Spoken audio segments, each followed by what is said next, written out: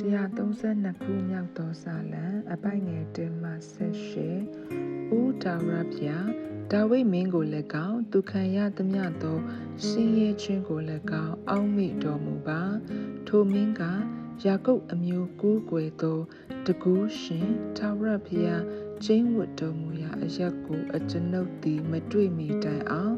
ကိုနေရအိမ်သို့မဝင်ကိုအိယာဘောသို့မတက်ကိုမျက်စိအိယာမိအခွင့်မျက်ခမ်းမိရမိအခွင့်ကိုမပေးပါဟုယာကုပ်အမျိုးကိုးကွယ်သောတကူးရှင်ထာဝရဘုရားထံကျိန်ဆို၍ဒိဋ္ဌံပြု၏တဲတော်သည်ဧဖရိမ်ပြည်မှရှိကြောင်းကိုငါတို့သည်ကြားရကြပြီယာရင်တော၌တွေ့ကြပြီဘုံဗိမာန်တော်သို့ဝင်၍ခြေတော်တင်ရာခုံအောက်၌ပြည့်ဝတ်ကူးကွယ်ကြကုန်အံ့အိုထာဝရဘုရားကျင်းဝတ်တော်မူရာသို့ဘုန်းတော်နှင့်ရှင်သောဓမ္မသစ္စာနှင့်တကွတက်တော်မူပါကိုရောဤရှိပရောဟိတ်တို့သည်ဖြောင့်မတ်ခြင်းတစားကိုဆင်၍ကိုရောဤတန့်ရှင်းသူတို့သည်ရွှင်လန်းစွာတခြင်းဆိုကြပါစေသောကိုရောဤကျွန်ဒါဝိမင်းဤမျက်နာကိုထောက်သဖြင့်ကိုရောထံ၌ဗိသိက်ခံသောသူကိုယင်းပယ်တော်မမူပါနှင့်ထာဝရဘုရားသည်ဒါဝိအားဒိဋ္ဌံကျိန်ဆိုခြင်းကိုပြု၍သစ္စာဖြတ်တော်မမူသောစကားဟူမူကားသင်ဤအမျိုးအနွယ်ကိုသင်ဤပလင်ပေါ်မှာငါတင်မည်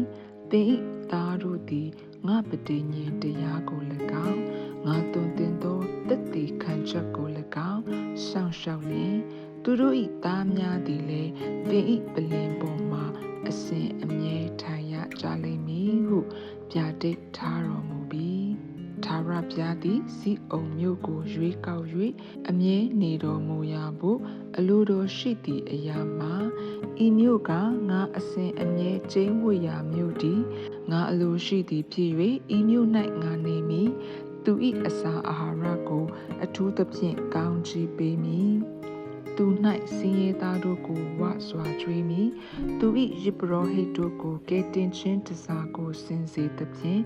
သူ၌တန့်ရှင်းသူတို့သည်ရွှင်လန်းသောတခြင်းကိုရွှင်လန်းစွာဆိုရကြလိမ့်မည်ထိုမြို့၌ဒါဝိဒ်၏ဦးချိုကိုငါပေါက်စေမည်ငါထံ၌ဗိသိက်ခံသောသူဖို့မိခွက်ကိုငါပြင်ဆင်ပြီးထိုအရှင်၏ရန်သူများကိုရှက်ကြောက်ခြင်းနှင့်ငါဖုံးလွှမ်းမည်သူ၏ဥယျတရဖူသည်ဘုံပွင့်လျက်ရှိလိမ့်မည်ဟုပြတိတ်တော်ရှိ၏